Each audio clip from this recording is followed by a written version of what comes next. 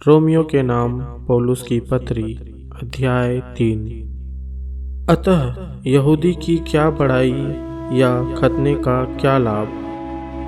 हर एक प्रकार से बहुत कुछ। पहले तो यह कि परमेश्वर के वचन उनको सौंपे गए। यदि कुछ विश्वासघाती निकले भी तो क्या हुआ? क्या उनके विश्वासघाती होने से परमेश्वर की सच्चाई व्यर्थ ठहरेगी?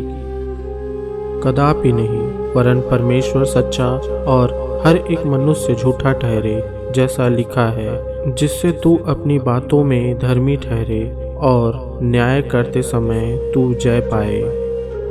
इसीलिए यदि हमारा अधर्म परमेश्वर की धार्मिकता ठहरा देता है तो हम क्या कहें? क्या यह कि परमेश्वर जो क्रोध करता है अन्यायी है? यह तो मैं मनुष्यों की रीति पर कहता हूँ। कदापि नहीं। नहीं तो परमेश्वर कैसे जगत का न्याय करेगा?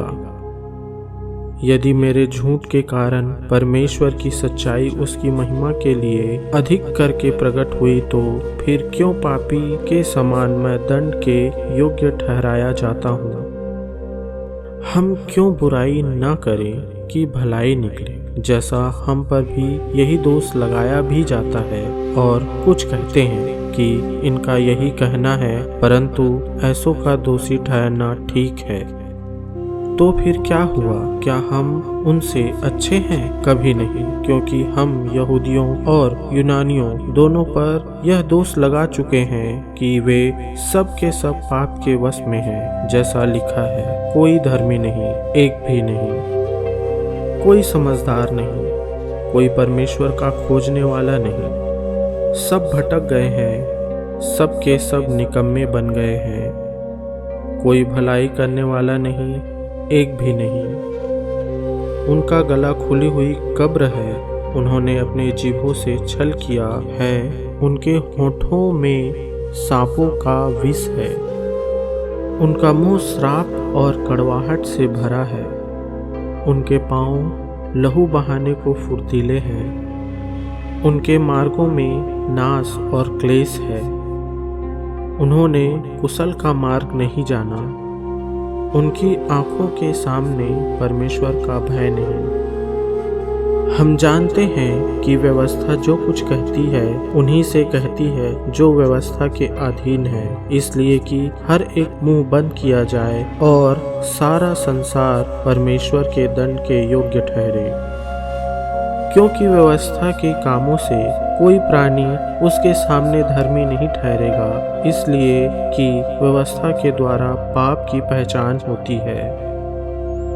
परंतु अब व्यवस्था से अलग परमेश्वर की वह धार्मिकता प्रकट हुई है जिसकी गवाही व्यवस्था और भविष्यवक्ता देते हैं, अर्थात परमेश्वर की वह धार्मिकता जो यीशु मसीह पर विश्वास करने से सब विश्वास करने वालों के लिए है, क्योंकि कुछ भेद नहीं, इसीलिए कि सब ने पाप किया है और परमेश्वर की महिमा से रहित हैं, परंतु उसके अनुग्रह से उस छुटकारे के द्वारा जो मसीह यीशु में है सेंत में धर्मी ठहराए जाते हैं।